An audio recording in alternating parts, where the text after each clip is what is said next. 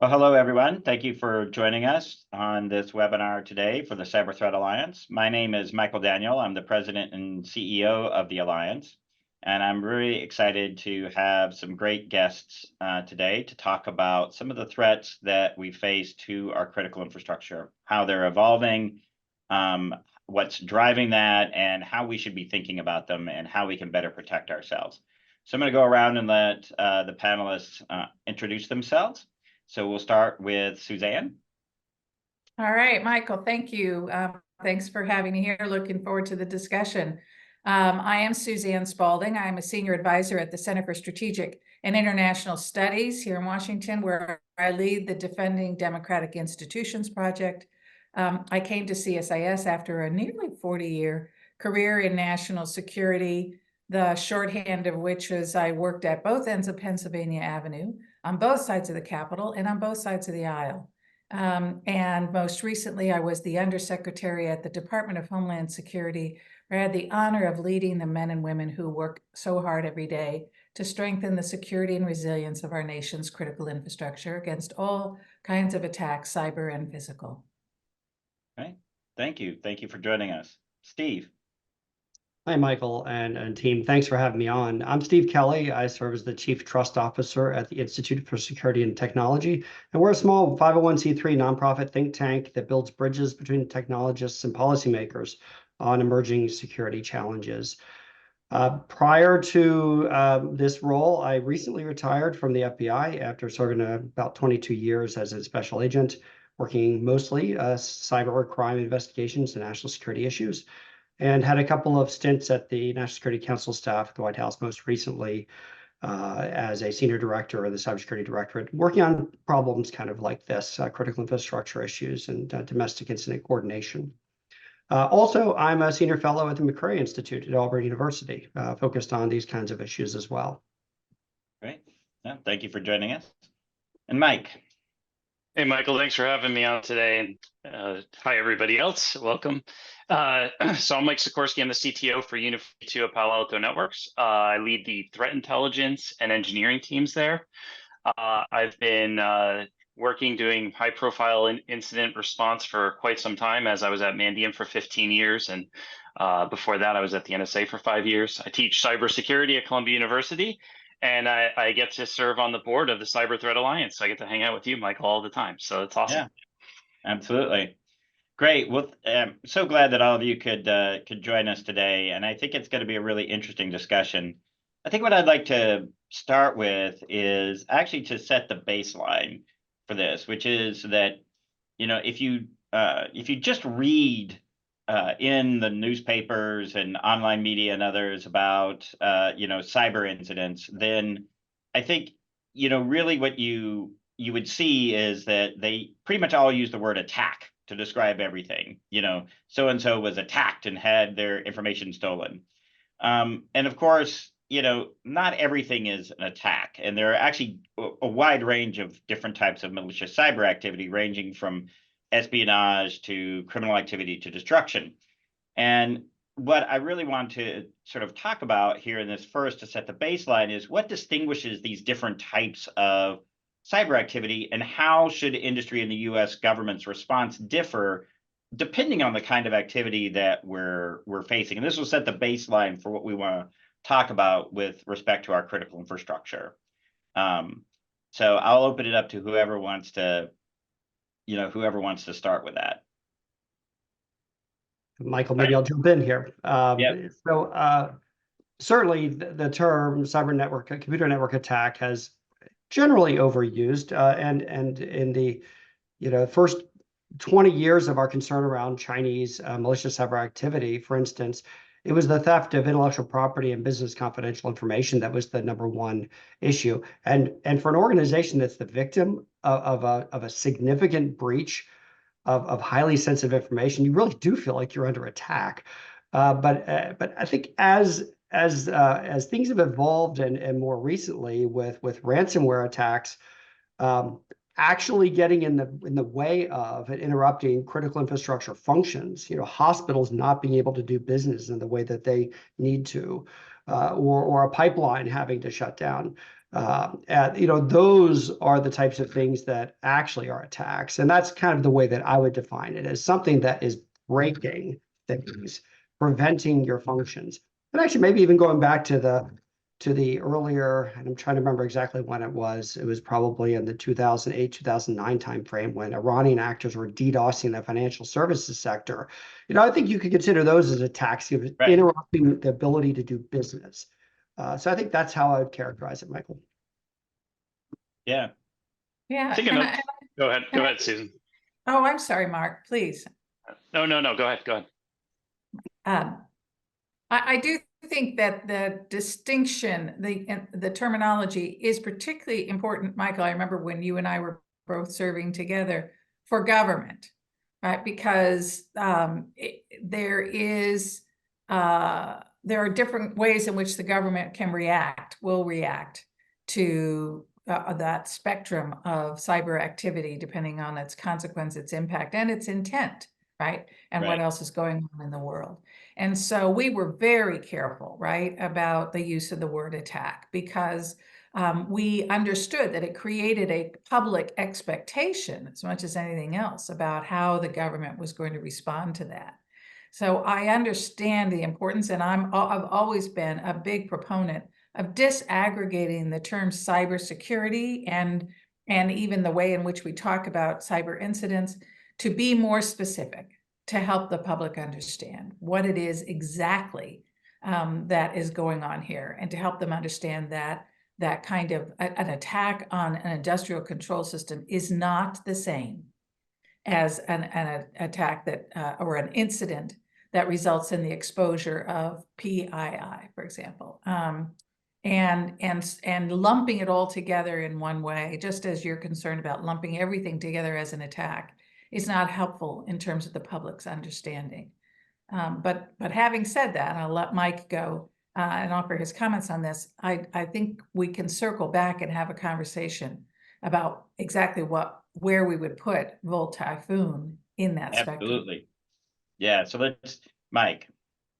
Yeah, I'll build that bridge. I think, one way to think about it is opportunistic versus targeted attacks. I think that's what we're here to discuss to some extent, right? If we're going to be talking about Volt Typhoon, we're talking about a targeted attack versus a lot of the opportunistic attacks we see out there. And one thing that I think about is the recent Avanti vulnerabilities, right? I think it's 5 zero-day vulnerabilities at once. We know that threat actors were using that in targeted attacks for some time period, but then it became public. There was a CVE issued.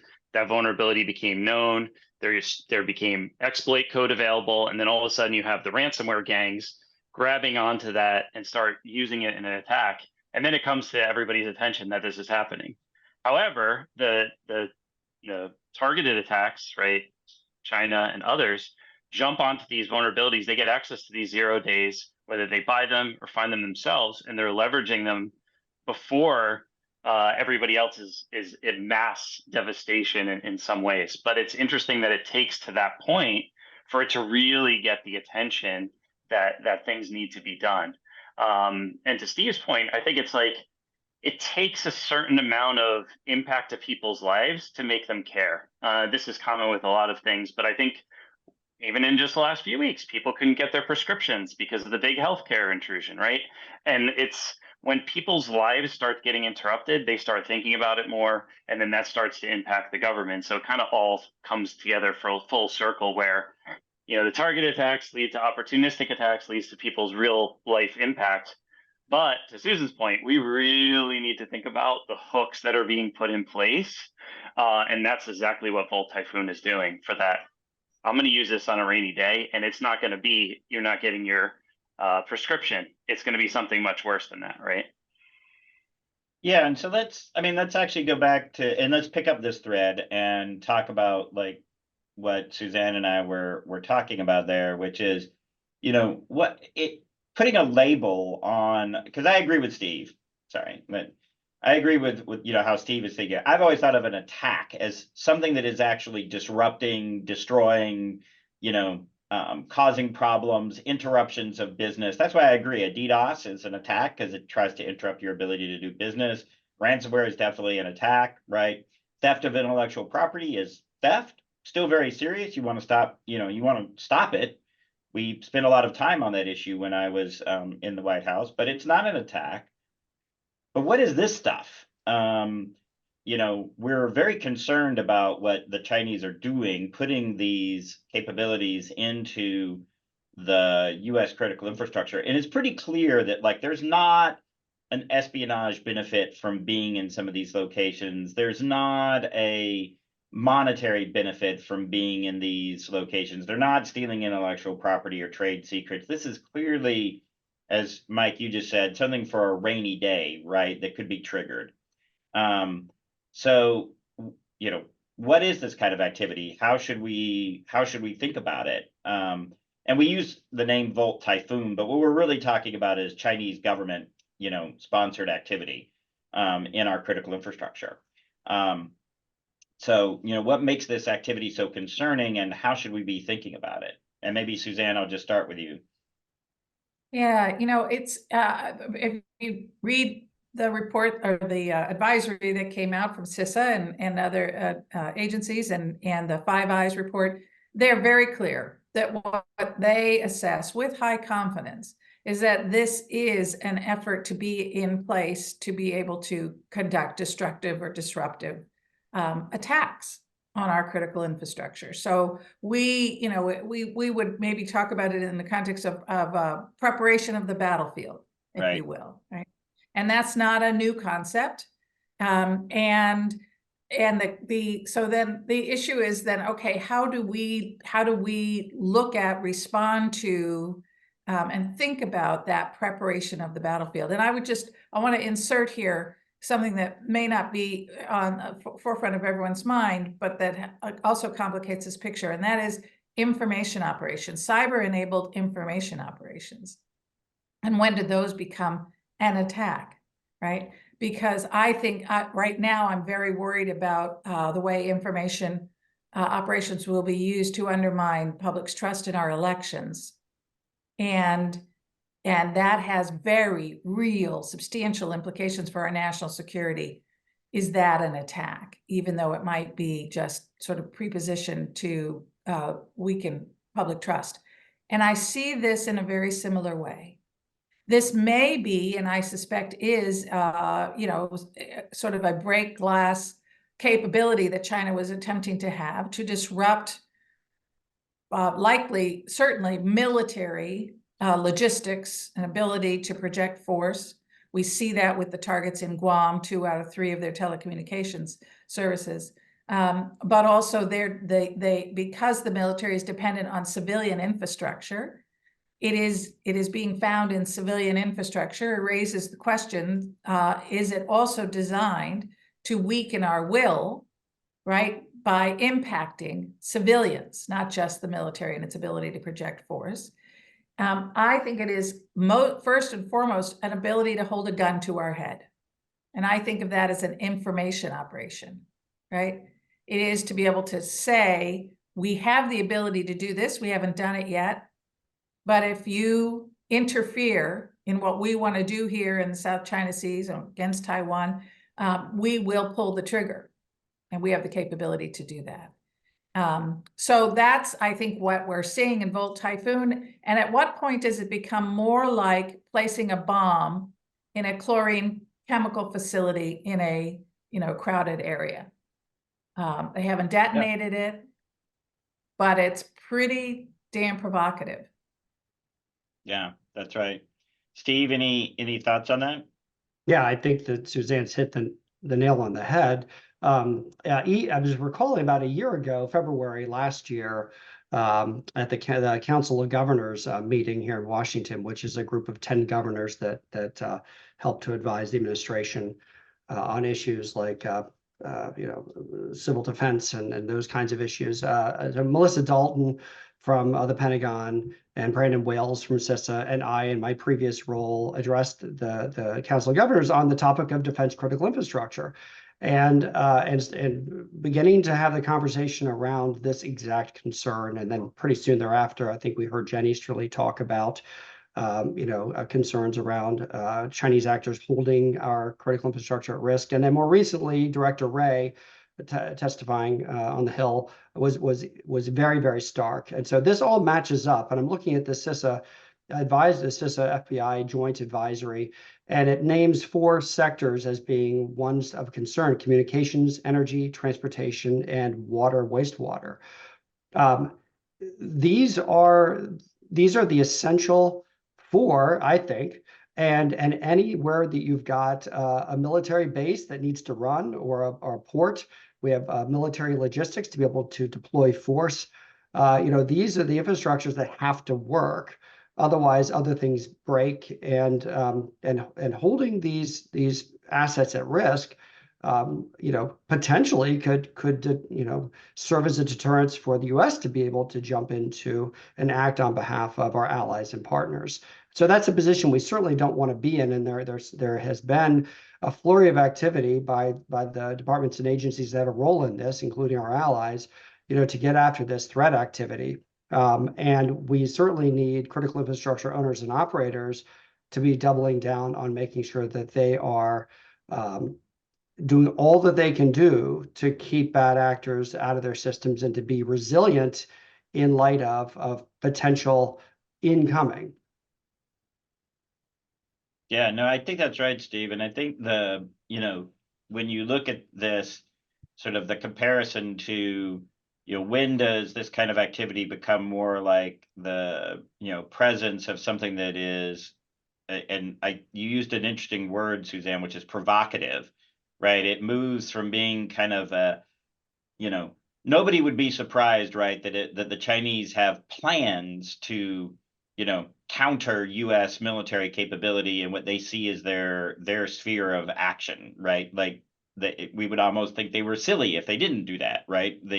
That's what governments do for their countries, right? But where does sort of that kind of preparation, that planning, cross the line into something that's provocative and is actually more escalatory than just planning would be? And I think that's some of what we're struggling with, because the analogy is not completely perfect, right, between the physical world and the cyber world. This is one of the things we struggle with, of sort of how do you rate these things? I think, Mike, from all of your work in the response area, how concerning do you think this kind of activity is? You were sort of alluding to it being pretty concerning earlier in your answer. So yeah, I mean, this type of get in and put your hooks in for long term, right? A lot of it's been going on for a really long time, right? I think the troubling thing about Volt Typhoon and why it's getting even more is that the way that they operate, right? And I think that they're not as blatant, not as obvious, not as easy to catch as previous threat actors, right? They're not going around installing as much malware as possible. The techniques that they're using, they leverage living off the land techniques, which means using the types of capabilities that are already installed on a system instead of installing malware. They're using 0-day vulnerabilities on public-facing network appliances on their way in. They're getting credentials, and then they're holding on to those credentials, likely to use at a later time. So there's not like a ton of things that you could just like, oh, I'm going to go scan for this and look for it and find it. And then also they've been known to be using the KV botnet, which is what the FBI and others helped take down recently, which is leveraging these compromised SOHO, which are small office and home office routers that are compromised in a massive level because people have these things, they're facing the internet, and they get compromised because they're old, very old, and they don't even get patched anymore. The vendors don't even issue patches to fix these technologies. And so it's really easy for them to create an anonymization capability off of it. So they're proxying all their traffic through all these different SOHO routers. And again, it makes it harder to figure out where they're coming from, what they're connecting from, and what they're actually installing. So I think that's what's extra troubling about Volt Typhoon, is that a lot of times when we've been investigating intrusions, you come up with something, you're like, hey, everybody look for this. And then they all go looking, and they find it, and they hope to get that threat actor out of their network using that intelligence. But here it's a little trickier because there's not as much to go on. That being said, all is not lost. The KV botnet, right, was disrupted. We are tracking Volt Typhoon. We're all trying to do our best, but it's so.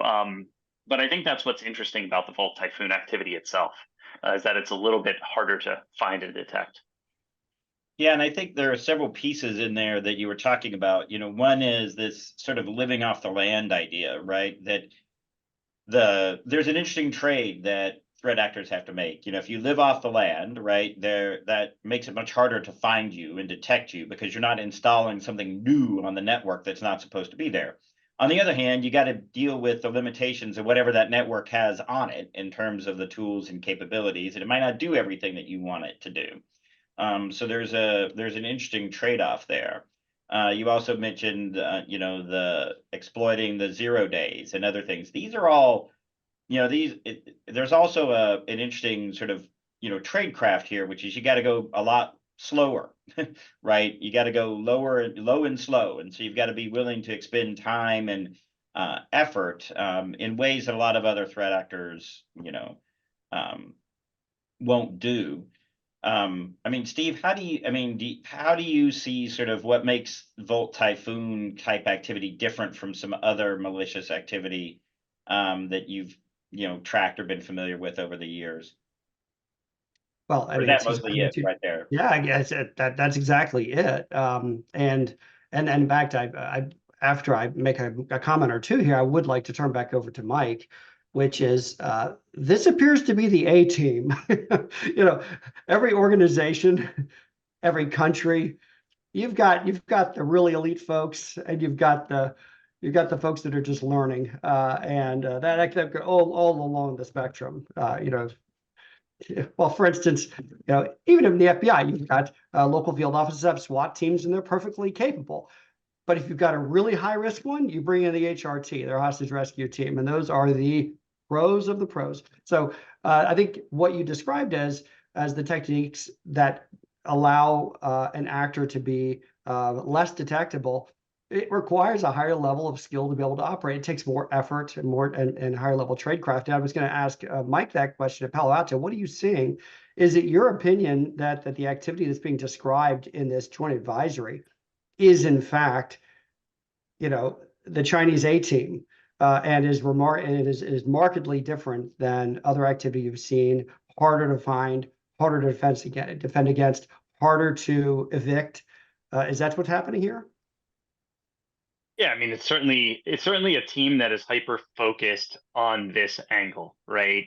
And A team, B team, whatever. I mean, it's such a big team that certainly players in it are the A players, right? And I think that while some might be more focused on, like some of the other groups might be more focused on IP theft and things like that, they're clearly tasked with a very specific mission of how to go after these organizations here and specifically the critical systems that they want to get access to for the long haul, and then the way that they're operating, right? And while the KV botnet, that might be a contractor or outsourced, and they're just leveraging that as one of their many proxy methods, it's not necessarily that specific group who has that specific mission. And I think that is critical to think about. That being said, the types of techniques that they're leveraging once they go after, these targets are often, a lot of them are kind of sitting ducks. They don't have a huge security program. They don't have a lot of technologies in place that they really need to. They're not patching things in an efficient manner when they know things are being used. And a lot of them, they're not even implementing MFA, right? And I mean, so therefore, when these threat actors come in, they're dumping the memory and getting the credentials out the door.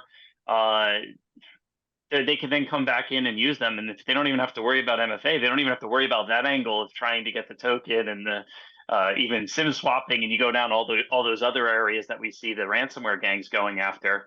Like, they're not having to go that far. So whenever I think after doing these types of intrusions, responding for so long, it's like A team, B team. It's like, yes, they are the A team, but do they have to operate at an A level if things are so, if they're able to move around more easy than possible? And these organizations don't have that. They don't have the defense in depth and the things that they need to be able to see, like we've been talking about. This group moves very slowly. They're living off the land, all these other things that make it harder to detect. You need to really be on top of things to notice that type of activity. And these organizations that we're talking about that are getting targeted aren't often set up in that way. And I think it makes the work that Steve and his colleagues at IST do with small and medium-sized businesses so incredibly important. And I know, Steve, you want to talk about that, but I want to follow Steve's lead in usurping your moderator role, Michael, by asking a question of all of you as well, and along these same lines. Clearly, as Mike said, there's a huge premium placed in this set of attacks, incidents, on stealth.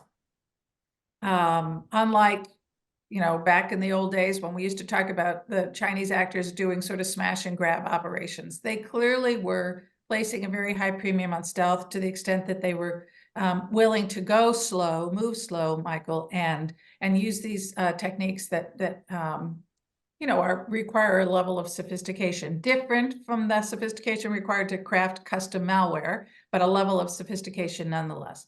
And so what intrigues me is to think about, and it's speculation, how much of a setback for China is this?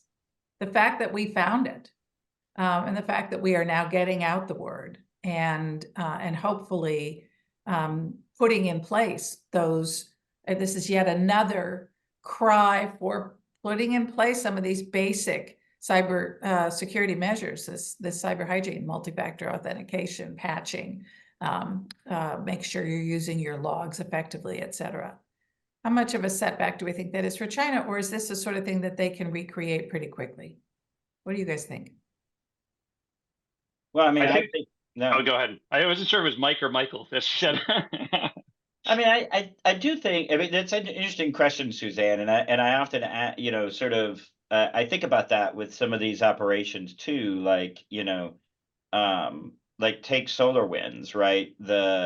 Clearly the Russians had some success with SolarWinds, right? But from their perspective, was that actually a successful operation, or did they hope that was going to run for like 3 or 4 years and they only got like, 9 months out of it, and so that's an interesting question here, right? And how much did the Chinese government want us to know, right, that they had this capability, right? Because it doesn't serve as a deterrent if your opponent doesn't know that it exists, right? But I suspect they didn't want us to know about it yet. That's probably right. And Right. so Well, I think, and they were Yeah. supposedly in some of these systems for as long as 5 years. So I think they got a fair amount. I think it's less about the capability that was lost. Like, for example, the ability to proxy, they might be able to rebuild that pretty fast or then switch over to something new. I think it's more about the light that's being brought to it as being what's disruptive and beneficial. Like we're talking about it, where there's like we're gonna fund it, we're gonna like go out and get it and make this a priority, which I think is really a cadence we've been on in a really great way since SolarWinds, oil pipeline hack, like that time period. We've kind of turned the corner of like, let's get attention to these things and talk about these things because it's so important.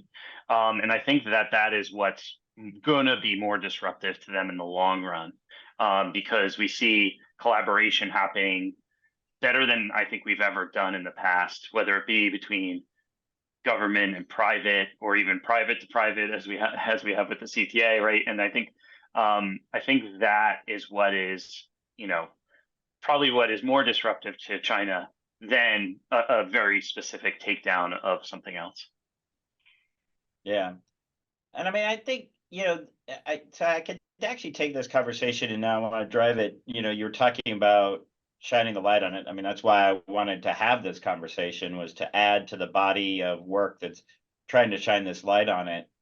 I think what's interesting is that, still yet again, even though we're talking about this actor as being very sophisticated, being willing to go slow, and they really are the real deal, by the way, like, they are a sophisticated actor, they're willing to go slow, they have patience and other things. And yet, even with that, Mike, what were you talking about? Like, turn on MFA wherever you can. Like, it is still like we're still in this space where we need to, be focused on those. And so really trying to, one of the things I wanted to also do during this discussion is really talk about, what should companies be doing, these critical infrastructure owners and operators, what should they be doing to better protect themselves? And maybe we can start with Suzanne on that, and, kind of go from there. Yeah, well, I mean, the first thing they should do is make sure that they have read and implemented as the best of their ability the mitigations that CISA and the other departments and agencies have put out in both the Volt Typhoon advisory, and then in an earlier one on mitigations for living off the land techniques, which have been out there for a while and are being used by ransomware gangs and others. So, and it is these basic things, as you point out, many of them. To prevent access, to prevent that initial exploitation of your system. End of life should mean end of life, not just end of patching. So if something has reached its end of life, you ought to think about replacing it. And so in implementing that multi-factor authentication. But there is the way in which you find it. If you have failed to prevent them getting in, having these logs and making sure that that those are really gathering the kind of information that you need is another key recommendation from CISA, because what you're going to be looking for now are much more subtle. You're not, as you said, and as Mike and others have pointed out, it's not going to be signatures. It's going to be indicators, and indicators of an attack, indicators of activity, not the kind of thing that you easily go and just search for this kind of signature. And so being able to, and having visibility into your network and what's happening on your network in real time is going to be really important. So you've got to focus on trying to prevent them from coming in. You've got to focus on being able to detect. And then, again, we've talked about that the objective here is to cause a consequence in the real world and disruption or destruction. Focus on resilience, do your continuity of operation planning, continuity of business planning, so that even if all else fails, they cannot achieve the devastating impact and consequences that they hope to achieve, because you have figured out ways to do your operations and your processes, even in the face of a successful cyber incident. Yeah, and I think that's absolutely right. And this starts to draw ever closer, the physical and the cyber worlds, right? Which something you've been talking about, Suzanne, for, well, pretty much as long as I've known you, for, a couple of decades now. So, but I think, Steve, let me ask you a question. What if you're one of those critical infrastructure, providers out there, what should you be asking your cybersecurity provider? Like, well, first of all, if you're asking that question, you're already in a better position than otherwise, which means you have one. right. Yeah, the theme I was going to lay down, and IST, obviously we're talking about state-sponsored activity here, but a lot of the mitigations and measures are applicable across the space, and IST has had a long-term effort around counter ransomware. And one of the products that came out of that was the Blueprint for Ransomware Defense, which is focused on small and medium-sized businesses and what they should do. Something that I'm concerned about is that the level of cyber security capability that's resident within a lot of these organizations is just nil. There's nobody. And even within the critical infrastructure owner-operator space, some of these are just very, very small operators. You might have a small water utility that's serving 500 people, or a small military base or whatever, and they just don't have the capability. So I think what you keyed into, which is who's your provider, I think that in some cases it doesn't make sense to rule your own. And it makes a lot of sense to hire it out and find a managed security service provider who can provide the suite of services necessary to help to protect you. Kind of in that theme from the National Cybersecurity Strategy, which is let's move the risk up the stack to stakeholders, mature ecosystem entities that are able to and are mature enough to be able to handle some of these issues. But to Suzanne's point, which is we need to get end of life devices out of these networks, and certainly for anything that's public internet facing, absolutely. But in these critical infrastructure networks, especially inside of these OT operational technology environments, that's not always possible. But there are other mitigations. So I mean, my current thought is how do we reduce the discoverability of these assets? We've got to get these things off the public internet so that you can't run a Shodan scan and find them. But I think that the easiest thing for most organizations is to hire it out. There are plenty of service providers that provide wonderful services, and to implement these suggested practices makes your network fairly inhospitable to a bad actor. And then then of course the lesser actors, the criminals and the ransomware actors probably aren't going to easily find their way in and move to someone else. Not that we want that either, but frankly, everyone's got a responsibility for protecting their own assets. And then to the final point that you were making, really do need to plan for the bad day, because there's lots of things that can go wrong in automation that can cause you to have to go manual. Do you still know how to do that? Have you practiced it? I've heard Tom Fanning and the folks at Southern Company talk about that, and they run a massive organization providing power to a quarter of the country. So if they're saying things about maintaining the ability to be able to go manual, I think we all need to know how to go manual, and how do we fight through the bad day. Maersk is an example of that. The major shipping company, they were the victim of I think it was NotPetya, and they lost systems and had to be loading and unloading cargo ships with paper. I don't even know if it existed, but amazing to be able to do that, and you've got to be prepared for that. Otherwise, you'll be dead in the water.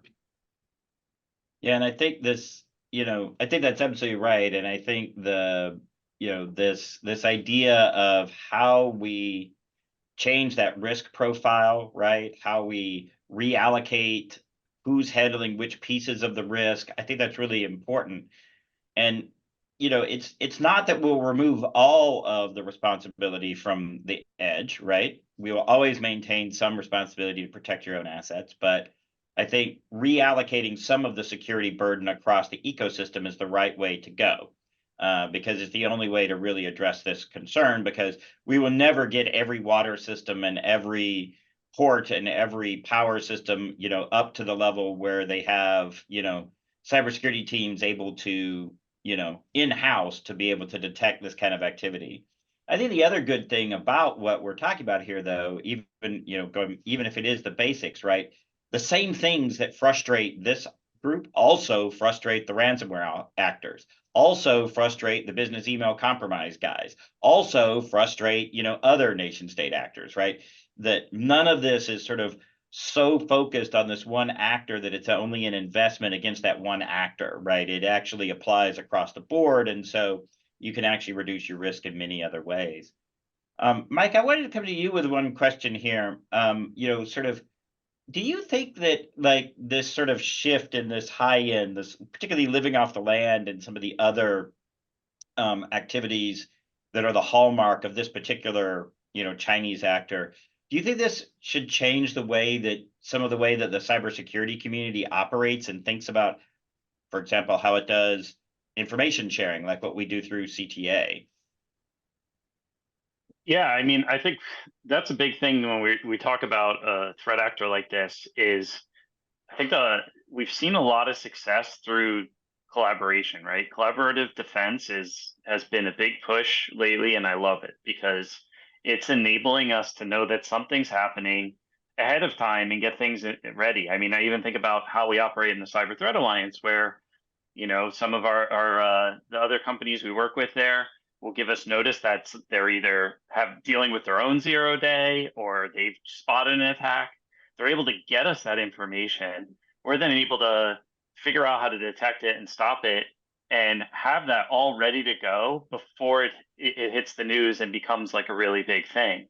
And getting that notice up front, like we do in the CTA very often, it really enables that preparation for us to save, you know, tens of thousands of customers worldwide, right? And when you think about that, imagine if every cybersecurity company was collaborating in that way and getting in front of it. I think another thing when you start to talk about the cybersecurity industry is, how do all these things interconnect, right? We have alerts coming from all over the place, and that's one of the things that people deal with as well. So we've already talked about, I think we've highlighted enough, you know, patching is important, MFA is important, logging is important. We got all that down, but the problem is there's a lot of alerts coming in, and then these small security teams who don't have a lot of funding, it's just overwhelming them, right? And I think making those things more interconnected, leveraging other technologies to be able to orchestrate and sift through the noise to find out what is actually important is really critical. And then I think, you know, after doing incident response for so long, you realize that most people wait until they have an incident before security is like such a high priority. That's a very, very common thing. But I think that's where proactive security is really important. And I think that, to Steve's point, like, you're always going to have things outward facing, but why can't we focus more on the attack surface of what is your footprint that's out there? Like, you know, if you have a network device with an admin interface exposed, that kind of thing can show up really quickly. And while there might not be in a 0-day in it right this moment, you need to be ready for what happens if there is tomorrow. And I think knowing that asset is there and what the risks are over time, and being told that, hey, this is now urgent to be patched, is a really critical part of it. But yeah, I think, you know, back to collaborative defense, I think specifically with the case of Volt Typhoon, we really need to be sharing heavily here, because they're going to be doing things that are really subtle, and we're going to pick up little by little here. And if we're not collaborating and working as one, I think it's going to be a lot harder to know what to look for, because it's not a simple, somebody sends out a, hey, look for this malware, and then you write a signature, you have all the variants covered, and you're just detecting it at scale on an endpoint, like the ways we used to do, right? Instead, we need to know, this is the way they're connecting through the infrastructure. This is the way that they're living off the land, and these are the signs to see. And then I think going back to how to defend yourself perspective, you really need to think about your critical assets, right? Like, what are the high value systems? And I think we see that a lot nowadays with ransomware, where, you know, they're not even coming in and encrypting all the systems anymore and holding you ransom. They're coming in, stealing your data, and then holding that against you and saying, I'm going to leak this data. I'm going to go after your customers, your patients, your employees. And that's what I'm going to do, rather than encrypt everything. And with the data more centralized, as people move to the cloud and things like that, it makes it easier to get everything off at once. And so therefore, it makes it even more critical to think about, what are your most critical assets? What are the keys to the kingdom that you should be watching over and really paying attention to? Because if you don't have the budget, well, maybe you can't protect everything on your network. Focus on the things that are the most important, and then kind of work from there. No, I think that all of those are, you know, really good points. And we could actually spend another hour sort of unpacking like what it means to actually share indicators of behavior and behavioral sequences as opposed to signatures. But I want to, we need to start bringing the discussion to a close. So maybe I will just go around and ask everybody for kind of your closing thoughts as to, like, how do we continue to shine a light on this activity? How do we continue to spur action, maybe before the really bad thing happens? And how do we sort of, distinguish this and impart the real urgency of the need to address and better protect yourself from this kind of activity? So Steve, maybe I'll start with you for the last comments here. Yeah, sure. And very briefly, I think that I'm a big fan of the big push around secure by design, secure by default. And so I think that for anyone that's offering, cyber products and services, we need to take some of the choice out of this, where MFA for certain things is just on. You can't elect out of it. And so there's probably a lot of examples of where we can just design out some of these vulnerabilities and some of these choices. And so we should find those opportunities because that has a magnified effect. Great. Mike. Yeah, I think the debate early on about attack is just it's an interesting one to me, because a lot of times with these things it's not an immediate problem in your face. So then it's like, and that's why I said dealing in the incident response world for so long, you see how it's easy to kick the can, like, well, nothing's really bad's happened. So, but I think that this problem is really important. And I think it is something we need to all take action on immediately, right? And I think it starts as early as education stuff, right? Where we're training more people to be prepared. I think Steve said, we have a huge shortage, like nobody there knows cyber at all. Like that's a common problem where we don't have enough people who are trained. And I think that we're outnumbered to some extent. And I think that is, a big concern is like, I want as many people as capable as possible to be prepared for that, because then it's just naturally part of what you do, right? To Steve's point, like, having MFA be automatic, all these things, I 100% agree with that. I think another thing too is imagine if part of what you're doing, you're always thinking about security as being involved with it, right? As you build things, as you develop software, and it's not an afterthought and annoys you, right? Security shouldn't be an afterthought that annoys you. And I think as a security industry, we need to do even better at that. And then I think finally, I think it's really the collaboration and is going to be absolutely critical for Volt Typhoon as we look into the future. So yeah, those are my final thoughts. Yeah, excellent. All right, Suzanne, you can bring us home. All right. Well, I want to foot stomp what both Steve and Mike have said and pick up, Mike, on your point about education. And Steve, your point about, the responsibility that we all have. I think we have, right now I'm spending a lot of time pushing for reinvigorating civics education in this country as a national security imperative. And one of the things that I think we really need to do is bring some of those concepts into STEM education, particularly the concept of civic responsibility. We not only need to train people to be, more expert in information security, but we've got to take those folks who are entering into those STEM fields and help them understand the important role they play in our society, in being mindful about ensuring that the tools and the technologies we're innovating are in fact tools and not weapons. That secure by design, secure by default, we have to continue to work to make the business case for those, but it shouldn't have to just rest on the business case. It should also be inherent that we want to be responsible, all of us, and we have that sense of civic responsibility. But we've stopped in so many places in our country for so many years teaching civics and those kinds of concepts. It's become all about ourselves. And so my closing thought would be, we've got to reinvigorate that even as we work on the technology aspects of this. We've got to get back to that so that when I say cybersecurity is a shared responsibility, as I did as Undersecretary, I don't get those blank looks. Right. Well, thank you.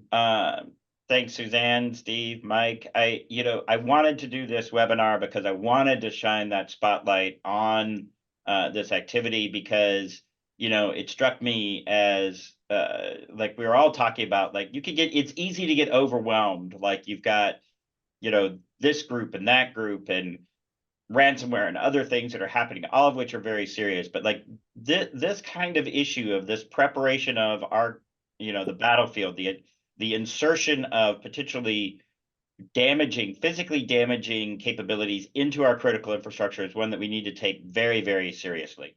And that we need to use this as an opportunity to really beef up the security of our critical infrastructure across the board. That will have a bunch of, knock-on effects, which are positive if we're actually able to do that. But we do need to, I think, continue to highlight this activity as being somewhat different and, much more concerning than a lot of the run-of-the-mill cyber activity that we encounter every day. And so that's one of the reasons why I wanted to have this conversation. But I also wanted the conversation to do exactly what we talked about, which is to note that it is not a hopeless case, that you can better protect yourself, that you can take steps to reduce your risk, and you can take steps to better prepare so that even if something bad happens, you can contain it and make it not organizationally, catastrophic. And so I think all of those themes came out today. So thank you very much for taking the time and being with us today. So, and enjoy the rest of your day. Thank you very much.